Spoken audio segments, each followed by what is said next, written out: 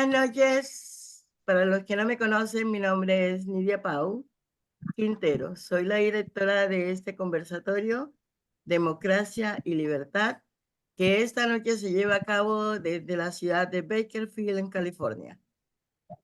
Tenemos como invitado especial a nuestro representante, Cristian Garcés. Va a ser representado por Jorge Lizaralde. El doctor Cristian Munir Garcés nació el 9 de noviembre de 1976 en Cali, Valle del Cauca. Es representante a la Cámara por el Valle del Cauca por el Partido Centro Democrático y hace parte de la Comisión Tercera de la Cámara de Representantes.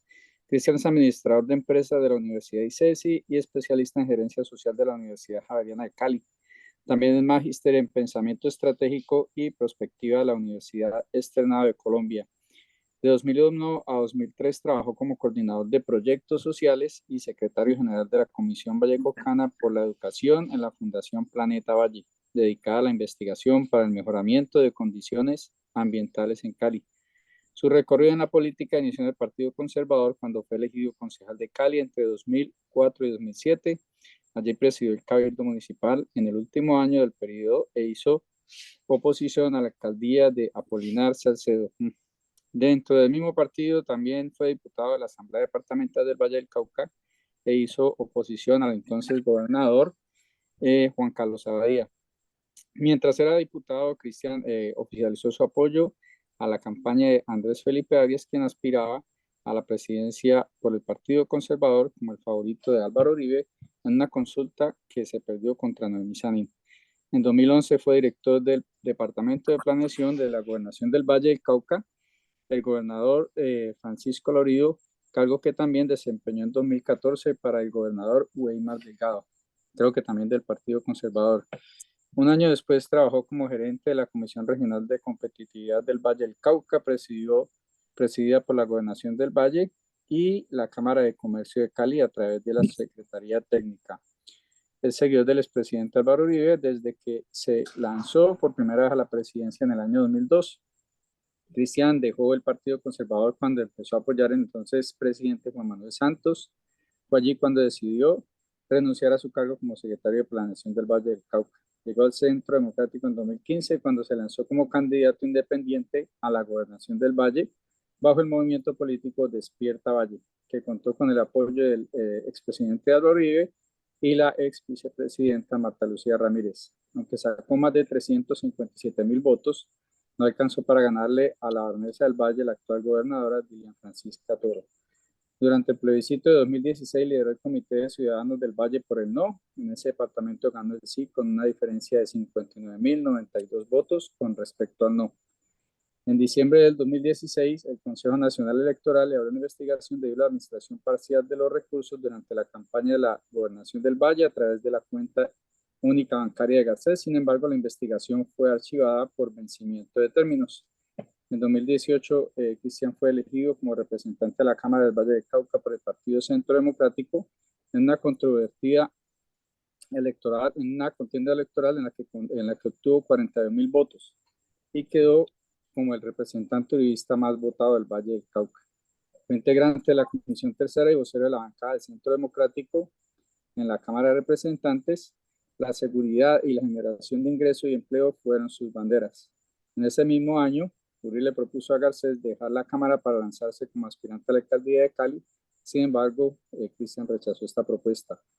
Desde el Congreso ha sido el principal impulsor de la flexibilización del porte de armas, votó a favor de la polémica reforma tributaria de Duque y también fue uno de los 92 representantes a la Cámara que votaron a favor del fracking en Colombia.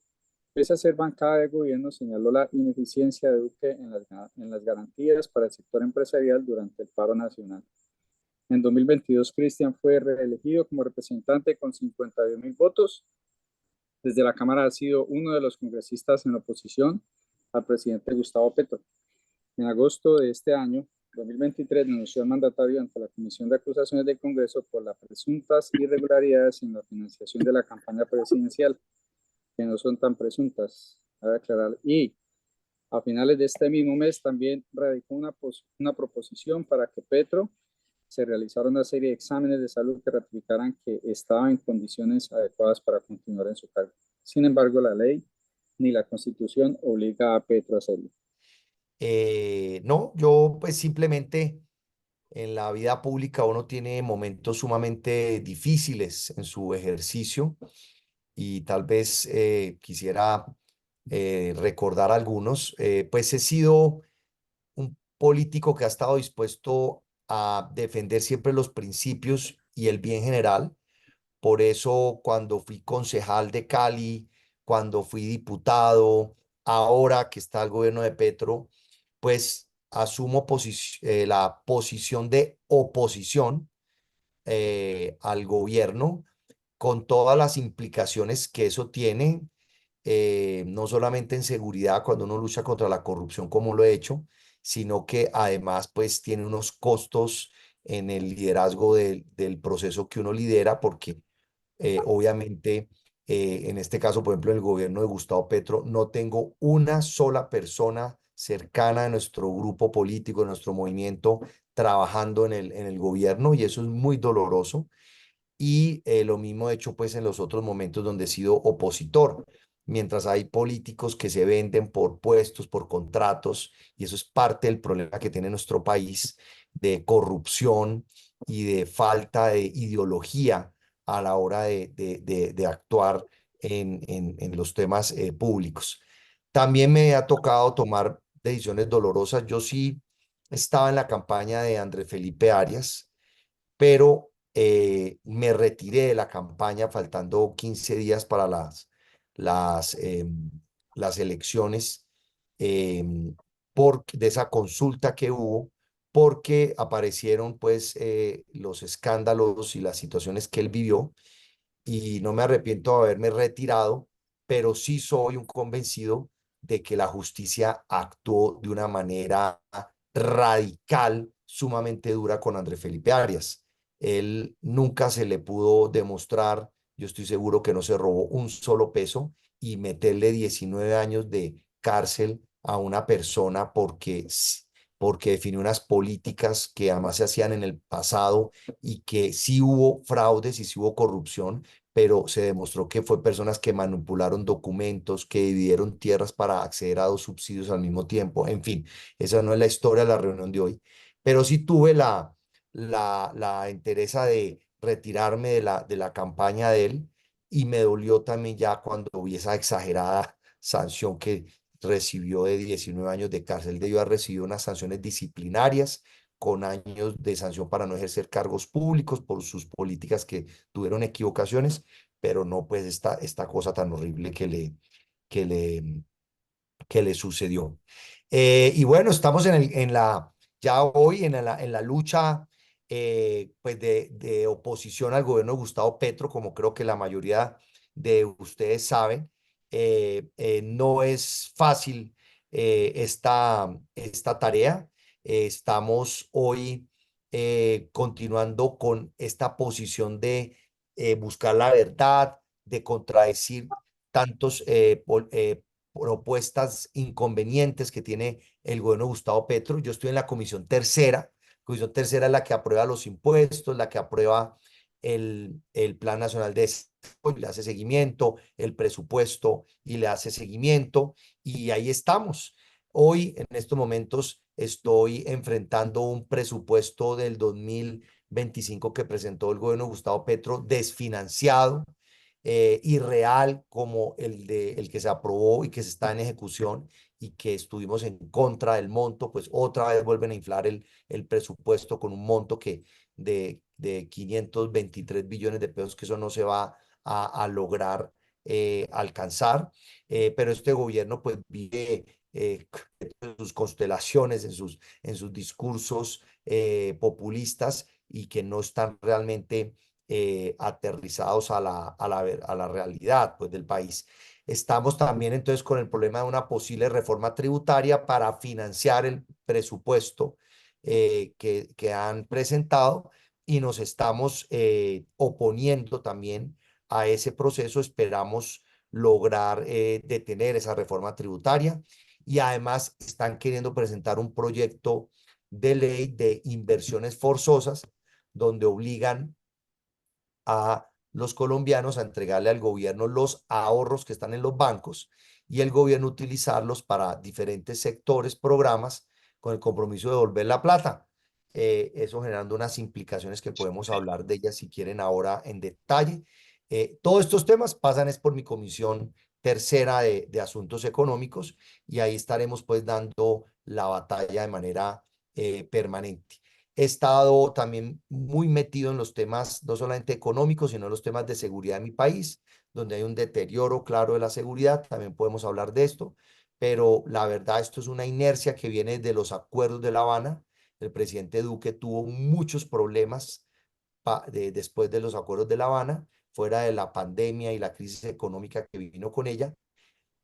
La coca empezó a crecer, los grupos armados ilegales empezaron a crecer en el gobierno de Duque, eh, se hicieron muchos esfuerzos, pero empezamos a tener situaciones adversas basadas en los cambios que se hicieron a la Constitución con los acuerdos de La Habana, pero ya en el gobierno de Petro está disparado la producción de coca en más de 300.000 hectáreas. Los grupos armados ilegales todos se han fortalecido territorialmente, pero de una manera escandalosa, que ya ponen en jaque de nuevo al Estado colombiano, a la institucionalidad, y ahí estamos viendo cómo en el suroccidente, que es la región de donde yo provengo, yo soy del Valle del Cauca, como les dijeron, pues estamos viendo cómo no se toma en el suroccidente, que es una región con altos niveles de pobreza y con una geografía compleja.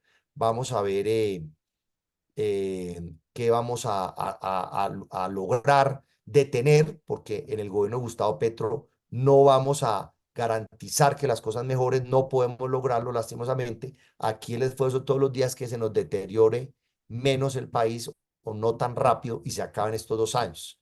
Hemos logrado detener muchas iniciativas de Gustavo Petro en el Plan Nacional de Desarrollo, en los presupuestos, en facultades, en infinidad de leyes que se han detenido, se han hundido, pero hay cosas que sí ha logrado aprobar, como la reforma pensional, entre otros, y pues esperamos que esto no tenga las implicaciones negativas que lastimosamente creemos van a tener, pero en general es mucho lo que se le ha frenado a Petro, es mucho lo que falta por frenarle y esa va a ser la batalla por estos 2 años que quedan del gobierno.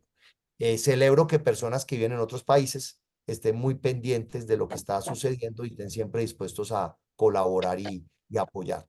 Vemos cómo todo está pasando y aunque sabemos que la oposición trabaja fuerte en contra de todo lo que quiere hacer este señor, vemos que pasa y pasa y pasa y pues bueno, se queda todo como en esos esfuerzos. Primero y segundo, que pasa todo de corrupción y un día pasa una cosa, a la semana es algo peor y tampoco pasa nada. Entonces, la gran preocupación, la pregunta sería, ¿qué más se puede hacer? ¿Qué más se está esperando? ¿Ya están resignados a que lleguen las próximas elecciones? Hay la alternativa del artículo 109. ¿Alguien está metiendo candela a eso en la oposición? Esa sería mi pregunta para empezar y esperamos pues que los demás vayan pidiendo su turno. Bueno,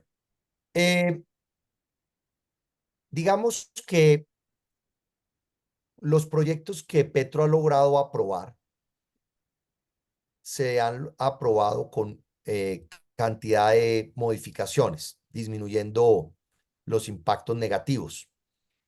Él tiene en la Cámara una especie de mayoría, como yo digo, aceitada, porque obviamente aquí están repartiendo mermelada.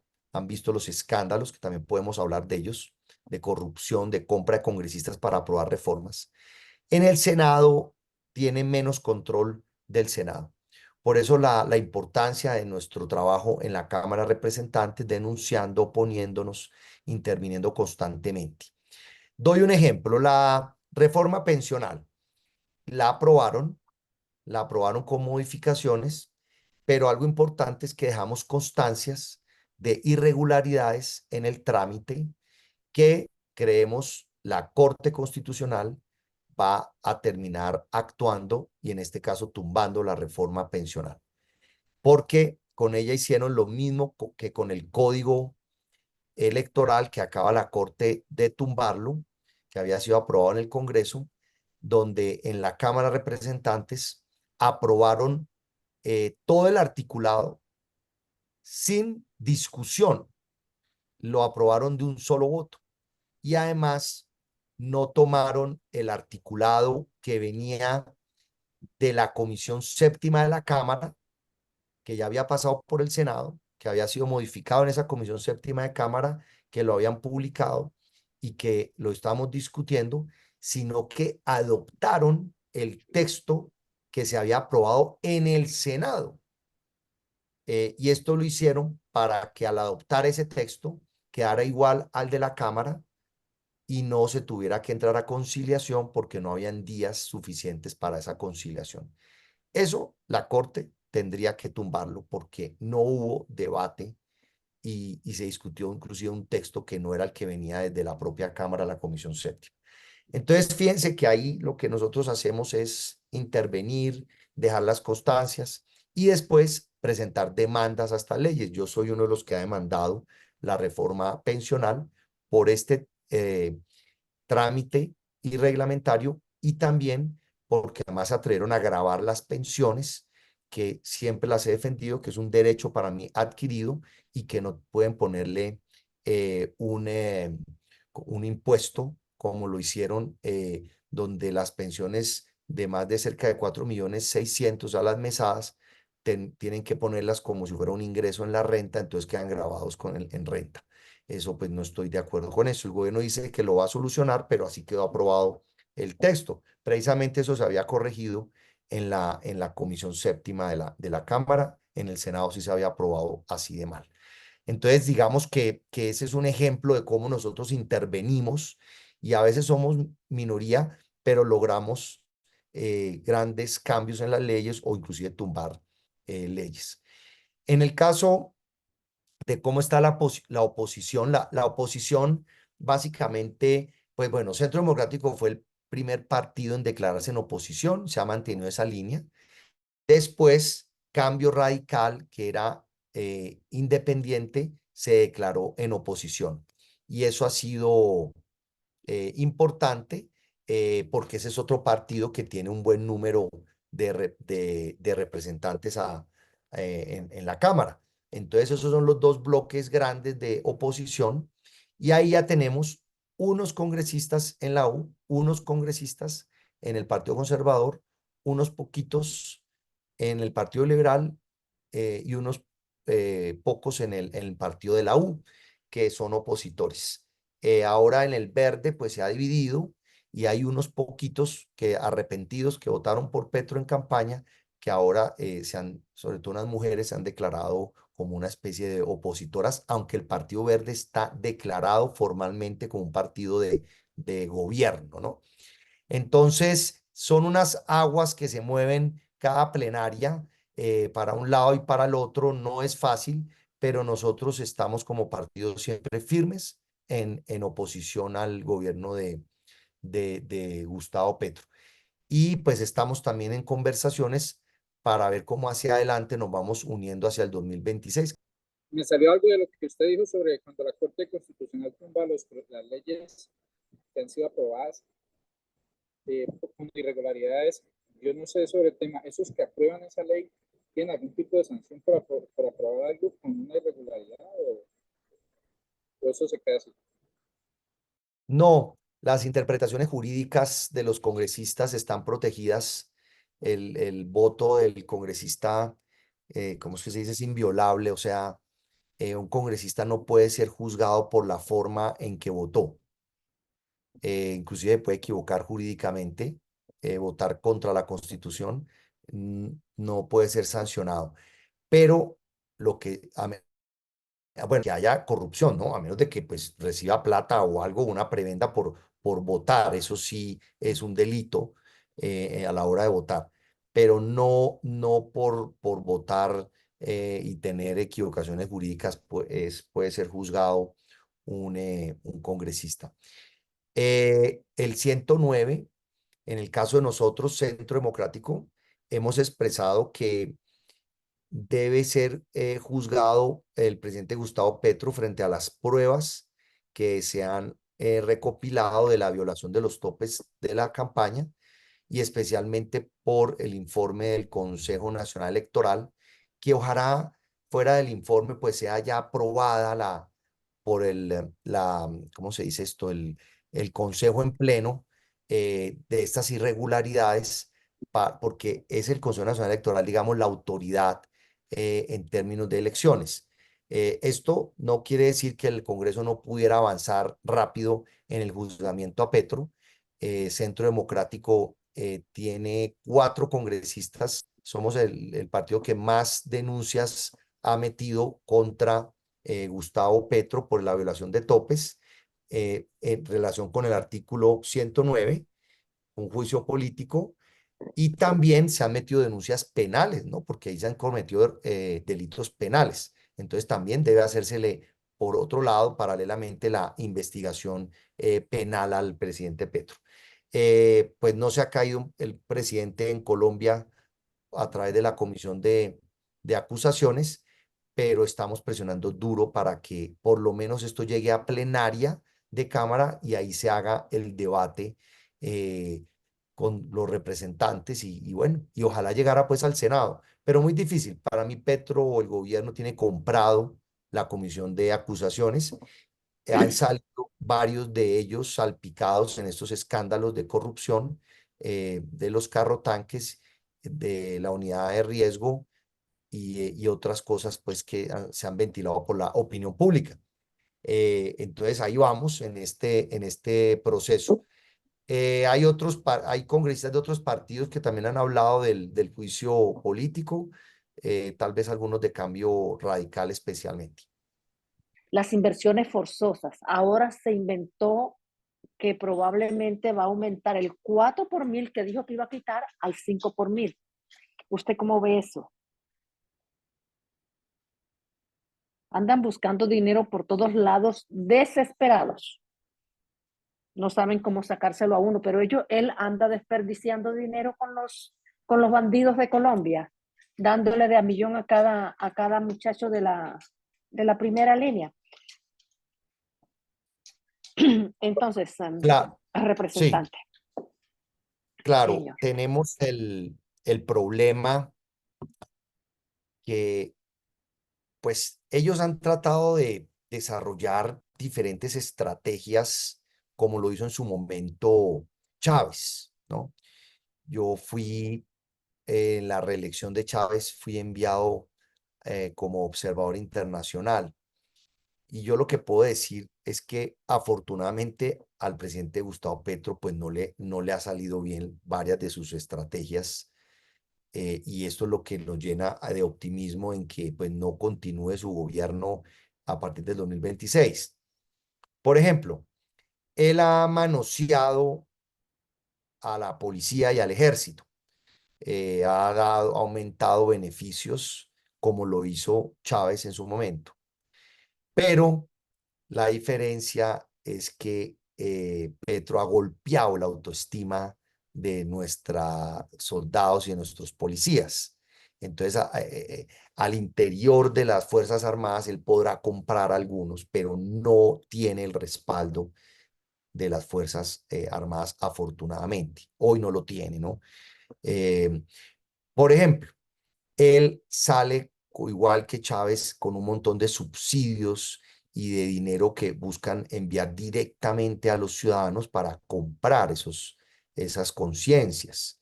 Pero el problema de Petro es que es pésimo administrador, pésimo ejecutor, entonces no ha logrado, por ejemplo, esas metodologías de mandarle recursos a las juntas de acción comunal, que ejecuten proyectos saltándose a los alcaldes, a los gobernadores, las bases de datos para entregar los subsidios. Eso no, es un tema muy difícil y no han logrado solucionarlo. Entonces, no han podido, ¿no? Lo otro es que este es un país difícil con complejidades y pues yo me acuerdo en la reelección de Chávez, la popularidad que tenía Chávez era importantísima. La popularidad de Petro va en caída. No quiere decir que esté acabado, porque cuando uno tiene 30% de popularidad, pues puede apoyar un candidato a la presidencia con una buena imagen, y si logra trasladarles el 30% y el otro tiene buena imagen, pues ojo, porque pues pueden llegar a niveles de 40 y 50% y ganar las elecciones. Entonces no es que estén acabados, pero el rechazo que está teniendo y el deterioro del pacto como partido y de Colombia Humana es muy importante. Entonces, yo pienso que vamos por el camino posible, por el mejor camino. No quiere decir que sea bueno, pues, pero vamos hacia adelante. Yo soy en eso optimista, viendo todos los problemas que hay y los riesgos que hay. Ellos están tratando de dirigir los presupuestos para el próximo año y el año siguiente y cuadrar las cuentas del Estado para que en elecciones tengan mucha plata que gastar. Están tratando de hacer eso. Entonces están parando las obras de infraestructura y de competitividad, que es gravísimo. Pararon en seco todo el tema de vivienda tan importante para la generación de empleo y de ingresos, entre otras iniciativas, y están metiendo toda la plata en el Ministerio de Equidad que le crearon pues a Francia Márquez, donde lo único que hacen es repartir plata a diestra y siniestra, y están con el tema de compra de tierras y entregar tierras de la SAE que han sido decomisadas al narcotráfico, y están con todo eso, pues que su política de repartir, de repartir, de repartir, pero no se preocupan por los ingresos. Entonces tienen descuadrado el presupuesto y las cosas no les cuadran y han tenido que congelar gasto, ¿no? Entonces ahí es donde estamos todos denunciando y oponiéndonos. Entonces digamos que yo veo con optimismo lo que puede pasar hacia adelante. Hay un evento riesgoso, y es que decida Petro quedarse a la fuerza. Esto no es el escenario más probable, creo que tiene pocas probabilidades, porque tiene rechazo, porque pues se le cae su popularidad, porque en Colombia hay una institucionalidad muy fuerte, porque somos un país de altos valores democráticos, porque nuestra fuerza pública, en teoría, por lo menos hoy no se prestaría para eso, pero sí puede hacer un daño enorme, porque puede en un momento dado, como ha dejado que los grupos armados se tomen vastos territorios, en un momento dado, si esos grupos atacaran al mismo tiempo, pues ponen en duda la realización de elecciones, y él puede llegar y bueno, y aplazar las elecciones. O puede también inventarse, salir con el cuento que dicen que no, pero pueden salir con el cuento de la Asamblea Constituyente, y entonces inventan un decreto para aplazar elecciones. La Corte Constitucional considero que lo tumbaría inmediatamente, y pues como él tiene sus momentos de exceso de café, como decimos nosotros, para no decir otras cosas, pues puede salir y decir, no, yo me tomo la Corte Constitucional no representa al pueblo, se la tomó la oligarquía, esto y lo otro. Recuerden lo que dijo Petro hace unas semanas al diario Le Monde en París, cuando fue. Dijo textualmente que en Colombia el Congreso y la Corte Constitucional no lo dejaban democratizar la tierra. O sea, lo dijo sin problema, aunque le aprobamos 5.1 billones de pesos para que comprara tierras, y no ha ejecutado, creo que ni 500.000 millones. Entonces, ese es Petro, pero puede salir con eso. Y si quiere tomarse el poder a la fuerza, pues entonces me imagino que sus guardias indígenas compradas, indígenas y otros guardias campesinas, salen a rodear el Congreso, y bueno, nosotros saldríamos a sesionar virtualmente, porque podemos hacerlo, porque nosotros cambiamos la reglamentación del Congreso con lo de la pandemia. Nosotros podríamos tumbar al presidente en una situación de esas, pero ¿qué haría la policía del ejército? Posiblemente se divide, habría un momento de violencia, habrían unas situaciones muy difíciles, pero ese escenario yo no lo veo bien para él. O sea, yo no veo que él se quede en el poder a la fuerza. Lo que habría es un baño de sangre y una violencia muy triste por un tiempo, que ahí tendríamos entonces que lograr que se recuperara el orden, la democracia, la estabilidad lo más pronto posible, para salvar vidas, proteger la economía y recuperar pues nuestro país. Pero ese escenario yo no lo veo como un escenario con altas probabilidades, lo noto muy, muy bajo de posibilidades. pero sí es bueno tenerlo ahí y hay que estar preparándonos para eso porque a uno no lo pueden coger de sorpresa. Y este señor ya sabemos que sale con locuras, sale con declaraciones diferentes, es incongruente, entonces hay que tener cuidado con eso. Quisiera su perspectiva sobre el tema de seguridad generalmente en suroccidente y particularmente en Cali. Gracias. Bueno, lo bueno, tenemos un alcalde Cali y una gobernadora haciéndole contrapeso al gobierno en los problemas de inseguridad que ha generado con su política de paz total. Y tenemos también otros gobernadores que aunque son de izquierda, gobernadores de Cauca y Nariño y algunos alcaldes, pues, o como hizo la gobernadora del Chocó la semana pasada, pues han salido a decir que el deterioro de la seguridad es muy grande y han salido a exigirle al gobierno decisiones. Eso genera un contrapeso muy importante. ¿Qué tal que no los tuviéramos, no? Que estaríamos unos pocos congresistas expresándonos constantemente sobre el deterioro de la seguridad. En ese deterioro, a mí que creo que es lo más grave. En Colombia en general se ha disparado la extorsión. Están grupos armados, delincuencia común, extorsionando a todo el que pueden. Ya no son solamente personas de mucho dinero, hay unas extorsiones inclusive a negocios pequeños, a microempresas, y esto está acorralando a muchas personas que no tienen cómo pagar esas extorsiones, deciden cerrar el negocio, se están yendo. Esto es un tema muy, muy serio. El otro tema es que se ha disparado el secuestro, lo cual pone en amenaza a empresarios, a personas que generan empleos e ingresos, y esto pues obviamente desmotiva el emprendimiento, la inversión. La extorsión y el secuestro pues están constantemente atemorizando al empresario. Los grupos armados organizados, pues dicho por el Ministerio de Defensa, han aprovechado los ceses al fuego para crecer territorialmente.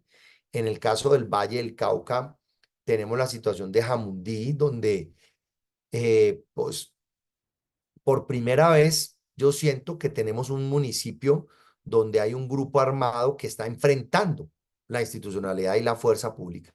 Y este es el momento en que el ejército no es capaz de mantenerse en las veredas, en los cascos urbanos de unos corregimientos que hay en las montañas de Jamundí. Es increíble esto. No pueden estar ahí, inclusive porque la comunidad está comprada por narcos, está instrumentalizada, son familias cocaleras y la propia comunidad sale a echar el ejército. Yo estoy detrás de que se cierren 2 estaciones de servicio que pues allá no hay a quien venderle gasolina, a menos de que la gasolina sea para la producción de coca y para los vehículos con los cuales han construido o están construyendo vías ilegales para movilizar la coca, el dinero y todo esto. Y también sobre las vías he pedido que bombardeen esa vía que construyeron que conecta las montañas de Jamundí con el Pacífico colombiano. Es increíble que esto exista hoy y que esté funcionando y que la vía no sea destruida cuando no sirve para otra cosa diferente que el narcotráfico. En eso estoy presionando muy fuerte a la Fuerza Aérea, al Ministerio de Defensa y estamos en esa tarea. Entonces, lo que uno nota es un deterioro en general en Colombia y en el suroccidente, pues no nos quedamos atrás con estos, son algunos de los delitos que he mencionado. Yo creo que el camino para resolverlo es que logremos que, por ejemplo, en las montañas de Jamundí y en otros espacios, pues logremos, no con este presidente, porque es totalmente ineficiente, con el próximo presidente vamos a tener que lograr desarrollar unos programas agroindustriales, donde los sectores productivos exitosos que tenemos se unen con comunidades a sustituir esos cultivos que hoy están en coca y marihuana y también a montar programas productivos en las tierras que están entregando, que es otro problema de inseguridad, porque le están entregando tierras a comunidades que no las vuelven productivas.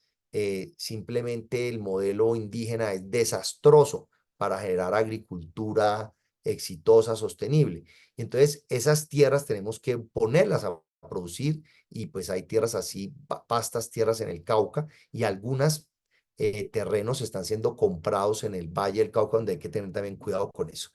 Y vamos a tener que usar la fuerza pública. Yo no sé cómo el próximo presidente va a tener un reto enorme de recuperar esos territorios y eso va a ser a las malas, porque estamos hablando de grupos narcos fuertemente armados que no les interesa pasarse a negocios legales, que ese es el gran error que ha cometido Petro de creer que son grupos y con ideologías y cuando son unos sanguinarios negociantes de drogas, muchos millonarios y que quieren seguir en esa actividad.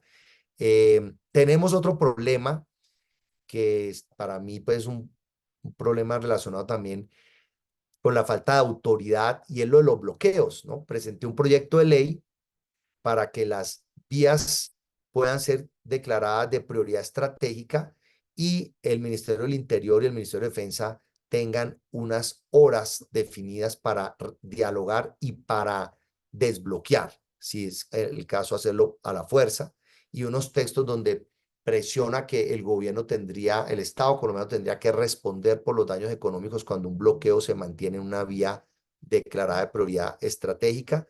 Y también le pongo la posibilidad de que sean sancionados disciplinariamente los funcionarios que no detienen estos bloqueos.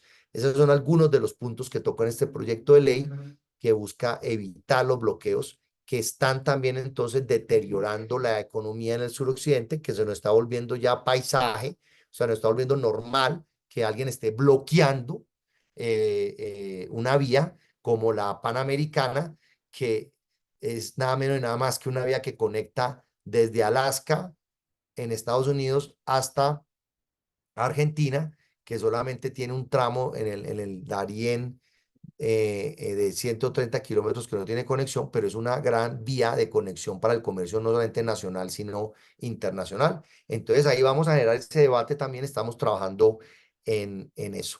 Estamos luchando para que se construyan unos batallones de alta montaña en el suroccidente, para que se aumenten los policías. Con la COP16 están llegando más de 4.000 policías al Valle del Cauca. Esperamos que algunos de ellos se queden, por lo menos 1.000, y tener de esta manera mayor capital humano para hacer presencia en los municipios y en la lucha contra el narcotráfico y estos grupos delincuenciales. Cali ha logrado bajar muy bien varios de los indicadores, entre esos el de homicidios, con unas tasas que no se veían hace años, y esperamos que esa tendencia baje, pero sigue siendo pues un municipio con más de 900 homicidios, es un municipio en el año, es un municipio pues sumamente violento. Pero sí está haciendo una buena tarea el alcalde Alejandro Eder, apoyado por la policía y pues también obviamente por el gobierno nacional. En el departamento no se siente la misma disminución, lastimosamente, y es que recuerden que los municipios, por ejemplo, de esta categoría en Colombia son municipios que tienen entre 12 y 15 policías que además tienen que cumplir 2 turnos, entonces, 2, 3 turnos. Entonces, esto pues es lamentable, cómo puede uno proteger así municipios contra el AMPA, ¿no? Contra el crimen organizado.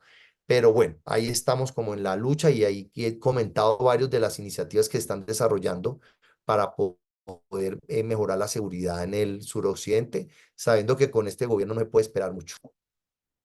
Muchas gracias.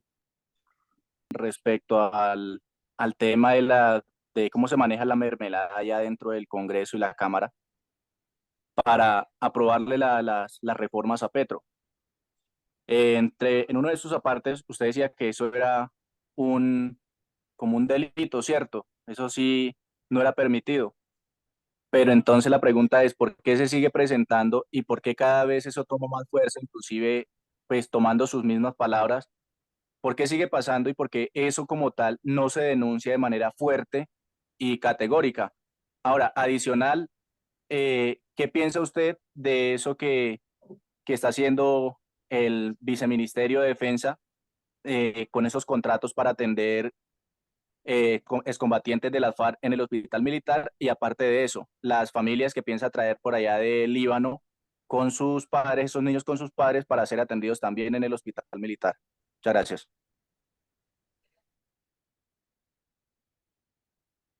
Bueno, empiezo por el final. Esas iniciativas de la atención, pues, de los guerrilleros en los espacios de los militares son las acciones que, pues, han generado indignación al interior de las Fuerzas Armadas. Y eso son equivocaciones políticas de Petro que, pues, le han bajado su popularidad y el respaldo, pues, de nuestros soldados y nuestros policías. Yo obviamente no estoy de acuerdo con eso. Lo otro es que Petro se le olvida que este es un país pobre y entonces yo no, que hace ofreciendo traer de otros países personas para ser atendidas acá. Entonces, pues esto no tiene razón de ser y pues eso va a ser muy cuestionado porque automáticamente se le va a recordar que hay personas en Colombia que se están muriendo por ser mal atendidas en el sistema de salud que ellos mismos han deteriorado y eso les termina saliendo a ellos bien mal. Es más el costo negativo para el gobierno que el beneficio que logra tratando de mostrarse generoso con una población que está sufriendo en otra parte de Colombia. Bueno, el tema de la corrupción es un tema como para toda una charla acá completa, pero respondo, ¿por qué no se denuncia? Porque pues para denunciar tienes que tener la prueba, ¿no? Tienes que tener la prueba. Cuando hay la prueba, entonces hay estos escándalos con unas investigaciones que vienen después que pueden llegar a unos resultados. En un sistema pues de justicia en Colombia que hay 95% de impunidad, pero cuando hay la prueba, pues puede haber la denuncia. Yo, por ejemplo, a mí el que me traiga prueba de corrupción, yo con mucho gusto, yo mismo presento con mi firma la denuncia, ¿no? Y lo hago. Entonces, cuando aparecen unos carrotanques comprados por un montón de dinero con un precio que es superior, muy superior a lo que vale el mercado, pero fuera de eso los carrotanques no se pueden usar y están por allá parqueados sin uso y las comunidades que están aguantando sed siguen aguantando sed y entonces se puede demostrar el sobrecosto de los carrotanques, se abren las investigaciones y fuera de eso aparecen grabaciones y aparecen testimonios y aparecen situaciones que relacionan a congresistas y a funcionarios, pues entonces sí se pueden hacer las denuncias, si hay la fiscalía actúa, ya acusó, inclusive en este caso, a varios de los que están involucrados, y la Corte Suprema de Justicia ya le abrió a los aforados, a los congresistas, también algunas investigaciones. Entonces, la respuesta es, cuando hay denuncias, pues cuando hay pruebas se ponen las denuncias. Y se necesita valor, y pues muchos ciudadanos, es otro tema, pues no denuncian por miedo. Por eso yo me ofrezco como congresista, que tengo un esquema de seguridad, a hacer y a presentar las denuncias. ¿Por qué existe corrupción en Colombia? Yo lo explico desde el problema de la cultura y de la pobreza. A ver, Cristian Garcés es de los pocos congresistas que se elige por opinión. A mí me elige una clase media y media baja y media alta y una clase alta con una votación muy grande. Ese es un voto independiente, es un voto exigente. Yo me siento muy orgulloso de ese voto. Es un voto muy ilustrado, muy formado, muy crítico. Y trabajo muy duro y propongo y debato y recibo entonces ese respaldo. Pero nosotros somos el 20% de los congresistas en Colombia que nos elegimos así. El otro 80% o 70% eh, se elige en estratos 1, 2 y 3, donde yo saco una votación, pero es una votación pequeña comparado con otros congresistas. Y si usted se va y se para en estrato 1, 2 y 3, pues el voto allá de opinión es más bien poco. Y el voto que hay es el voto clientelista. Entonces, pues las personas piden a cambio de votos que puestos para ellos o para sus parientes, los recursos que ustedes saben. Entonces aparece que la señora que le pague los servicios públicos pues no puede pagarlos, si es una alguien importante, impone unos votos, aparece el otro señor que le pague los medicamentos, aparece el otro que la arregle en la casa, aparece el otro que le ayude con el pavimento al frente de la casita de interés social que la vía está sin pavimentar o cosas de ese tipo, que pues es la tristeza, es la mala calidad de vida de muchos colombianos y que cuando ven al político pues ven la posibilidad de, como necesitan los votos, de agarrar una plata y ese político entonces necesita mucho dinero para hacer esas campañas y ahí es donde empieza pues la corrupción porque ese dinero ¿dónde sale? Pues sale de las arcas del tesoro público. Esa es la realidad. ¿Cómo solucionar esto? Generando conciencia, buscando cambiar nuestra cultura, mejorando la educación de todos los estratos del 1 al 6, logrando que que algunos casos por lo menos se capturen a los políticos corruptos, eso sirva a escarnio público y bueno, entre otras iniciativas para que haya conciencia y responsabilidad a la hora de elegir los concejales, los diputados, los congresistas y a la hora de votar, la gente entienda que no es para beneficio individual, es para un beneficio colectivo y que así vamos a tener mejores gobernantes. Esa es mi forma de yo ver por qué hay corrupción. Y la corrupción está arraigada en nuestra cultura, está arraigada en el sector privado. Vaya a ver los jefes de compra en las empresas, cómo muchos reciben plata debajo de la mesa, darle plata al guarda de tránsito, todo eso existe en nuestra cultura. Lastimosamente es así.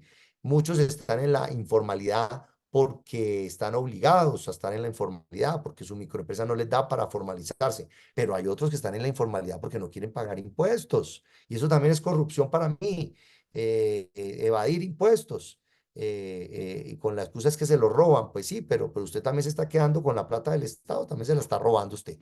Entonces, eso hace parte, lastimosamente, de nuestra cultura y eso cambia en la medida que vamos generando estas discusiones como la de hoy, no porque ustedes sean corruptos, sino porque tenemos que comprometernos a generar pedagogía y sensibilizar a la población.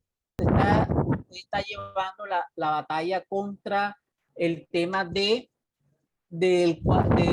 5 por mil, que Petro criticaba tanto a los demás gobiernos, a Uribe y a Pastrana, bueno, más que todo se lo endosaba a Uribe por el tema del 4 por mil, y eso daban palos por el 4 por mil. Recuerdo por las calles hablando mal del 4 por mil, pero este viene y pone el 5 por mil y nadie dice nada. Ahora usted, como congresista, usted está dando esta batalla, ¿quiénes los están apoyando verdaderamente? Porque encontramos congresistas que dicen que lo apoyan, pero después terminan vendiéndose. O sea, con todo el respeto, pero hay que decirlo. Estás muy informado, me parece muy bien. El gobierno, pues, se filtró textos de la reforma tributaria, incluía el 5 por mil, entonces se armó el escándalo y ya salió rápido a decir que no, que eso no lo iban a presentar, pero ya se supo que sí lo estuvieron discutiendo y lo estuvieron pensando. Bueno, el 4 por mil es un impuesto que, el que se llama pues el gravamen a los movimientos financieros, tenemos que desmontarlo. Esto es sumamente grave porque pues tiene unas implicaciones sobre la informalidad, sobre el manejo de recursos en dinero, en un país donde hay narcotráfico, donde hay tanta corrupción y todo esto es un desastre.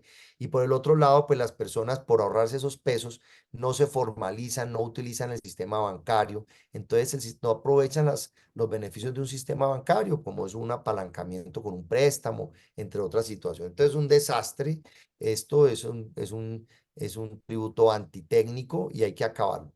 ¿Cuál es el problema? Pues que hoy los ingresos son 16 billones de pesos. Entonces, pues yo llegué a la conclusión que hay que insistir, yo no sé cuántos años nos vamos a demorar en acabarlo, pero hay que dar la pelea hasta que lo logremos. Y segundo, pues no se puede quitar de un solo tajo, porque ¿de dónde sacamos 16 billones de pesos? Pues eso es una o dos reformas tributarias. Entonces, la manera que hemos propuesto es que paulatinamente cada año se quite un porcentaje y de esta manera vamos sacando paulatinamente hasta el 2033. Esa es la propuesta. Me están apoyando unos congresistas, esperamos lograr ser una mayoría y que el proyecto se apruebe. El proyecto tiene un problema que como disminuye los ingresos de la nación, tiene que tener visto bueno del gobierno de Petro para darle el aval, y ahí vamos a tener entonces un rifirrafe fuerte con el gobierno nacional en los debates en la medida en que el proyecto de ley vaya avanzando. Yo derroté con un proyecto muy difícil al gobierno, ahí lo objetó, vamos a ver qué pasa el martes en la plenaria que se van a discutir las objeciones del presidente, que fueron los 3 días sin IVA, y lo dejé como un tema optativo del presidente de la República y así todo Petro lo objetó, una ley aprobada por Cámara y Senado. Entonces vamos a ver qué pasa con lo del 4 por mil, puede ser una lucha de años y sabemos que las finanzas del Estado no están bien, por eso lo que queremos es que cada año se disminuya, el primer año ya no sea 4 por mil, sino 3.5 por mil, el año siguiente 3, después 2.5, eso es solamente hasta 0. Y eso equivale a una disminución como de 1.600.000.000.000 cada año, que es una plata grande y que pues hay que ver si se puede asumir eso en esta situación difícil económica. La preocupación que tenemos aquí los colombianos en el exterior viene respecto a la falsa narrativa que viene presentando el gobierno a los jóvenes de Colombia y a las bases sociales que vemos que día a día consumen y que nos preocupan para el 2026, elecciones presidenciales, elecciones de Cámara y Senado. La pregunta viene, congresista, ¿qué podemos nosotros, que vemos esto el día al día, qué estrategia nosotros podemos ver, podemos tomar para hacerles entender a los jóvenes esa falsa narrativa, hacerles entender a estas bases sociales que desafortunadamente tienen muy poca educación para que entiendan y comprendan que esta no es la verdad, que van a ser claves para nosotros para estas próximas elecciones? Bueno, importante el tema de los jóvenes. Mira, te respondo de esta manera. Yo creo que lo que puede hacer una persona que no es congresista, no es concejal, bueno, no está en estos temas de oposición con una curul, es sobre todo en las redes y acompañando y apoyando las marchas que se hagan. Las redes, a diferencia del WhatsApp, yo pienso que la acción permanente en Red X, en Instagram, en TikTok, en Facebook es sumamente importante para poder uno denunciar. No estoy muy de acuerdo con el WhatsApp. Se invierte demasiado tiempo en el WhatsApp. Compartimos la información los mismos con las mismas y nos desahogamos por ahí. Opinamos todo el día, estamos pegados del celular del WhatsApp y el resultado es muy poco, a menos de que el WhatsApp se use para coordinar una actividad, una acción concreta. El tiempo yo diría que invertirlo en las redes sociales, en las otras, y apoyando y participando en las marchas, porque cuando hacemos las grandes manifestaciones, los que no creen, la opinión pública general ve ese rechazo tan grande y también el gobierno ve el rechazo y entonces se pone las pilas a hacer las cosas mejor. Yo creo que esos son los dos espacios. Y pues yo sí le digo a mucha gente que ha sido cercana a Centro Democrático también, pues que no generemos desunión, que trabajemos para fortalecer el partido. Colombia parte del problema del liderazgo es que no participan los ciudadanos de los partidos políticos. Le queda eso siempre a los que tienen credenciales, como diputados, concejales, y ahí es donde también empieza la corrupción, porque no hay ese autocontrol de la sociedad utilizando los partidos y siendo activista en los partidos.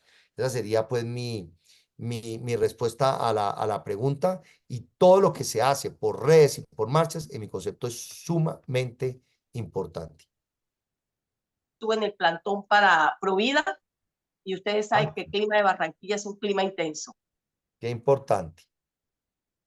Bueno, primeramente le pido disculpas por mis léxicos, soy empírica en mis cosas, pero me gusta leer mucho. Y yo no me extraño de la actitud de Gustavo Petro. Petro siempre ha sido coherente con lo que dijo en campaña y con lo que dice todos los días. Él no ha cambiado absolutamente nada de su campaña. Si las personas que analizamos y estuvimos viendo los debates, ese hombre nunca dijo nada contrario a lo que está haciendo ahorita. Voy a resumir las cositas así rapidito. Sobre el artículo 109, yo leo y de verdad que yo por ningún lado encuentro juicio político para el presidente en Colombia. El juicio político más que todo se asimila hacia el Congreso, que son los legisladores, y son los que se les puede aplicar el juicio político. Entonces yo digo, ¿por qué nos tienen? Pues para mí eso es un engaño que me digan, no, que juicio político, cuando ya yo he leído y por ningún lado he encontrado que en alguna parte de la Constitución diga el artículo 109 es para un juicio político al presidente. Entonces, pues yo pienso que se debe hacer un juicio político especial para esta situación. Pienso yo eso, no sé en mi cabeza lo que, como digo, soy empírica en mis cosas y no sé si estoy haciéndolo bien o me estoy expresando mal. Con respecto a la situación del hospital militar, soy esposa de sargento primero en uso del Buen Retiro. Viví 26 años en guarniciones militares y de verdad que hemos estado en un alza de voz en contra de esta situación de que nos quieren revictimizar. Y digo nos quieren porque yo he sido víctima, mi esposo fue víctima, mis hijas fueron víctimas. Y por lo menos yo personalmente, yo llego a ver un guerrillero en uno de los dispensarios, a mí me daría de todo. Yo de verdad que me pondría, sería una bomba explosiva. Y yo digo, ¿por qué está pasando esto con los militares? Hoy la fuerza está desgastada, desmotivada, desmoralizada. ¿Pero por qué? Porque muchos militares, incluidos los de los altos grados, generales, coroneles, fules, fueron educados para la guerra, más no para la guerra política. Y hoy vemos un poco de generales arrodillados. ¿Y por qué hoy está tan complicada la situación con los militares y policías? Por ese famoso acuerdo de los firmantes allá en La Habana, que no hubo uno de los generales o un colombiano de temple que se hubiera puesto firme y no se permite esto. Pues ahí estamos en el meollo del asunto de la situación con el hospital militar. Dios quiera, pues la viceministra se llevó varias sugerencias. Ojalá esas sugerencias sean tomadas y nos tengan en cuenta, porque si no, ahí empieza la revolución, mejor dicho. Mi pregunta es, y mi preocupación, ¿qué estamos haciendo nosotros, los colombianos? ¿Qué estamos haciendo para salvar o tratar de salvar nuestro país? Todos los días nos agarramos en una guerra en redes, en WhatsApp, en Twitter, matan, perdónenme la expresión vulgar y como les digo, soy empírica en mis cosas, matan, comen del muerto a Gustavo Petro, pero no pasa nada. Todos los días seguimos ahí. ¿Qué está haciendo el Congreso? ¿Por qué el Congreso no ha apoyado al pueblo como debe de apoyarlo? Excusando y sacando a las lacras de la FARC, que están ahí posesionados por simplemente capricho del señor Santos. Y los firmantes de paz lograron ese objetivo. ¿Por qué en el Congreso no se les ha dado una curul o la misma o el mismo puesto, digámoslo así, que le han dado a la FARC? ¿Por qué no le han dado curules para Senado, para Cámara, etcétera, etcétera? Tenemos un solo senador, que es el señor Carreño, pero a la final Carreño llegó por sus propios méritos, no porque la fuerza los hayan apoyado. ¿Y por qué tenemos esta situación tan grande ahorita? Los egos, el yo-yo. Y de verdad mi pregunta es esa, ¿qué estamos haciendo nosotros?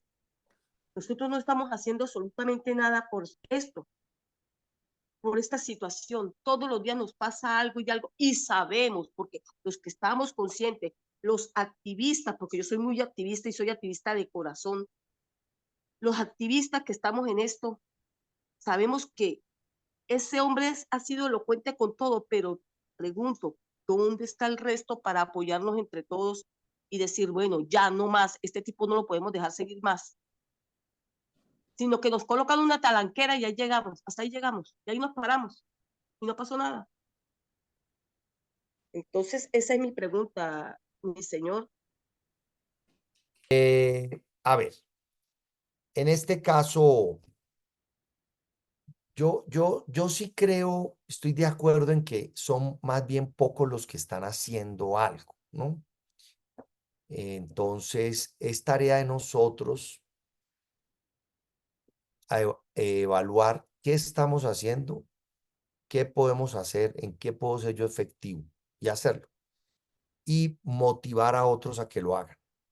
Dentro de los que no están haciendo mucho, hay algunos, pienso yo, grandes industriales que están en una situación de salvar sus empresas, sus industrias, pero no hacen más de ahí. O algunos que están creyendo que porque se esconden y no levantan la cabeza, no les va a afectar este gobierno de Petro.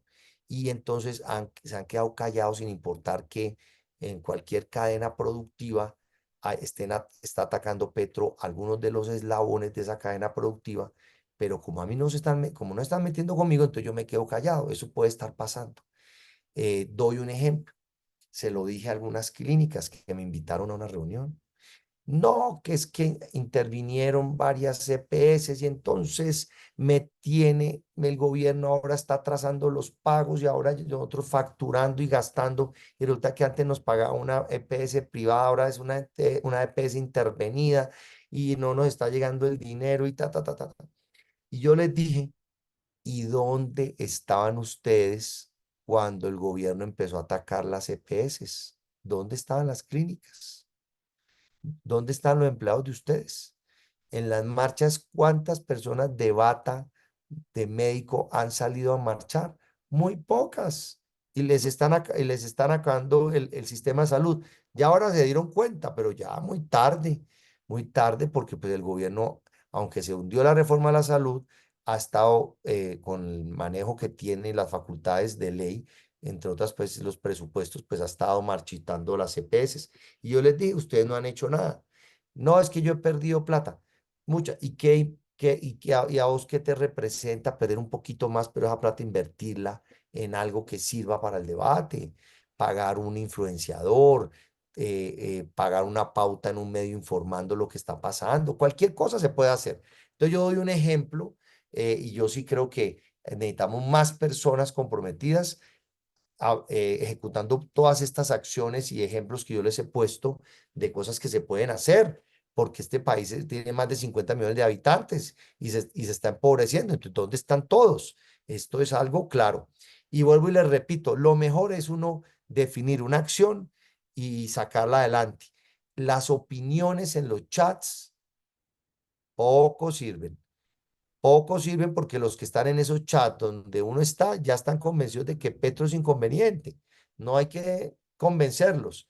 El tema es los que no están en los chats, los que votaron por Petro y no se han arrepentido, los jóvenes, como los mencionaron ahora. ¿Cómo los buscamos? Hay que hacerlo, hay que salir a buscarlos.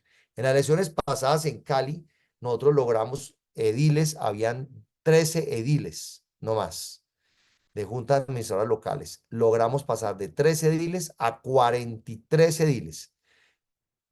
Para que esos ediles se eligieran, me tocó sacar campañas de promoción invitando a ser parte del Centro Democrático en el Valle, invitando a inscribirse como candidatos a edil, asesorar y apoyar a varios de ellos y crecieron y ganaron las elecciones y estamos contentos con esos de 13 a 43 ediles en la ciudad de Cali. Entonces, pues, pero eso es definiendo acciones y haciendo la tarea. Sería mi recomendación.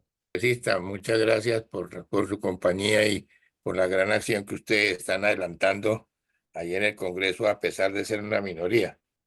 Es muy interesante el escenario de confrontación que usted presenta, que no se puede descartar. No hay que olvidar que estamos en un gobierno comunista. Una tercera parte del país lo controlan las organizaciones criminales. Se perdió el control territorial. A esas guardias que usted nombra, hay que agregarle los 100.000 indígenas o colectivos, aunque hay algunos que cobran, que son jóvenes de 125 años. Y la venida de terroristas de Hamas, que eso viene a reforzar esa línea de acción. pero también hay un plan B. Recuerde que la organización político-militar marxista-leninista M-19 se ha fraccionado, pero tácticamente, y el M-19 es el mismo Partido Verde. Y en algunos círculos de inteligencia se piensa que una de las del plan B de ellos es Claudia López, que se está tratando de desmarcar en algunas cosas, pero la izquierda en la parte, digamos, de publicitaria están supuestamente desunidos, pero la gente que no son de izquierda, ahí están todos agarrados de las mechas, pero ahí sí se tiran a matar entre ellos. Ahora, una cosa grave es el país que nos están dejando, pero la fuerza pública, además de que está amarrada legalmente por la Constitución, la ley, y mientras las cortes no digan esto no es esto no es legal, tiene que cumplir esos mandatos, no tienen fuero. Es algo tremendamente peligroso. Ahora, el país tiene que hacer respetar la Constitución, que es la Carta de Navegación. Si el artículo 109, que es la violación de topes para cualquiera que está en un proceso electoral, no se aplica, las últimas elecciones libres, aunque fraudulentas, van a ser las que hicieron y las próximas serán como las de Venezuela. Yo sé que ustedes están haciendo mucho trabajo, pero tal vez les hace falta como socializarlo para que se sepa qué es lo que ustedes están haciendo en el Congreso y que otros también tomen ese ejemplo y se unan y hagan una fuerza para que se respete la Constitución. Los congresistas no pueden ser perseguidos, sancionados por su opinión, pero cuando están ejerciendo una función judicial, si no cumplen con la ley, están prevaricando. Un abrazo, doctor Garcés. Muchas gracias por sus recomendaciones. Las tomo, estoy de acuerdo. Y pues bueno, vamos a ver qué nos depara pues estos debates y estas acciones que tenemos que tomar y bueno, mostrar lo que estamos haciendo. Sí, tal vez nos falta hacer mucho más esfuerzo en eso y vamos a ver cómo intensificamos esas comunicaciones y las mejoramos. Tiene usted toda la razón y bueno, me ha tocado varios puntos. Aquí he tomado nota de ellos para tenerlos presentes. Muchas gracias. Bueno, muchas gracias, doctor Garcés, por atender a nuestro llamado. Para nosotros es muy importante, ya que lo que buscamos es despertar conciencia. Aquí no tenemos protagonistas, tenemos gente que está dispuesta a aprender y abrir nuestras conciencias para cambios que se necesitan en Colombia de mucha urgencia. Solamente quiero preguntarle o decirle algo. Si Maduro se queda como presidente en Venezuela, apoyado por 3 bandidos que son Petro, Lula y el viejito de México. ¿Eso es lo que podemos esperar para nosotros también en las próximas elecciones?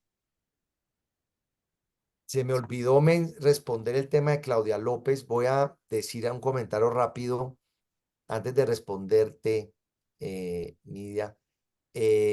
Claudia López es un problema para la izquierda radical, porque Claudia López le divide la izquierda en Colombia y Petro yo creo que terminará respaldándola. Yo creo en eso. Ahora, ¿qué es lo malo? Pues es de izquierda. No, pues claro, es de izquierda, pero pues es mejorcita pues, que un Gustavo Bolívar, que una Francia Márquez, que todas estas personas que tienen tan terribles.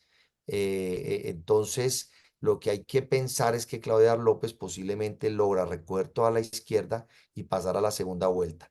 Nosotros tenemos que ver cómo nos unimos, cómo vamos filtrando la cantidad de candidatos que tiene la derecha y al final llegamos con un candidato a las próximas elecciones. En mi caso, yo estoy apoyando a María Fernanda Cabal, pero también estoy como persona que va a aspirar al Senado de la República comprometido a ayudar a unir y a que definamos si es María Fernanda o es otro, pero que estemos todos los partidos y las personas que hemos estado trabajando para detener el deterioro del país unidos para ganar las elecciones que se vienen.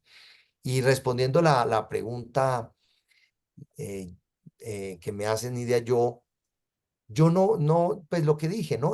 Yo pienso que no tiene cómo quedarse, no tiene cómo quedarse. Va a tratar de ganar las elecciones. Vamos a ver si gana la izquierda las elecciones. Difícil que gane la izquierda las elecciones, pero van a tratar. Y a la fuerza, lo que generaría es un problema, una especie de, yo no sé si la palabra sea guerra civil, eso es tal vez muy grande esa palabra, pero sí generaría unos problemas, unos disturbios, y yo no creo que logre mantenerse en el Palacio de Nariño a la fuerza sin que antes lo saque grupos del ejército y la policía cumpliendo su labor de capturar a alguien que viola la Constitución y se extralimita en sus funciones. Yo no creo que en Colombia duraría mucho Petro si se pone a hacer una cosa de esas. Eso es lo que yo pienso, ¿no? Pero bueno, hay que estar preparados para todo y en eso estamos también trabajando en prepararnos. Así que muchas gracias por el espacio. Acá siempre pendiente de cualquier duda, cualquier inquietud, con mi equipo de trabajo, enviarles la información que necesiten, aclararles dudas. Y la otra vez algunos de ustedes los vi aquí en el programa, me encanta verlos de nuevo y cuando quieran volvemos entonces más adelante a actualizarnos sobre todo lo que está pasando. Pónganle mucho cuidado al tema de la reforma a la salud que quieren insistir, a lo de las inversiones forzosas, a la reforma tributaria, al presupuesto de la nación, a los temas que ustedes han mencionado como el de la seguridad, donde tenemos que estar trabajando todos muy activos y apoyando el país a que salga adelante este gobierno tan perverso, y eso lo hacemos no quedándonos quietos, sino actuando. Muchas gracias a todos. Me despido. Gracias, muchas gracias gracias. a Feliz noche. todos. Gracias. Feliz noche. Gracias.